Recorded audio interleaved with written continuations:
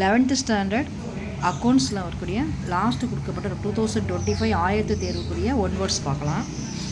First question சரியான விடையை தேர்ந்தெடுத்துள்ளீங்க. பின் வருவனவற்றில் எது கணக்கியல் முதன்மை நோக்கம் ஆகாது? ஆன்சர் இயன்னா வரி விதிக்கும் அதிகாரிகளிடம் வரி தொடர்பான பிரச்சனைகளை தீர்த்தல். செகண்ட் கொஸ்டின் இந்தியாவில் கணக்கியல் தரநிலைகளை வழங்கும் அமைப்பு இந்திய பட்ட கணக்காளர் நிறுவனம். ஆப்ஷன் இ. கணக்கியல் சமன்பாடு குறிப்பது வியாபாரத்தின் சொத்துக்கள் மற்றும் பொறுப்புகளுக்கு சமமானது. Question number 4.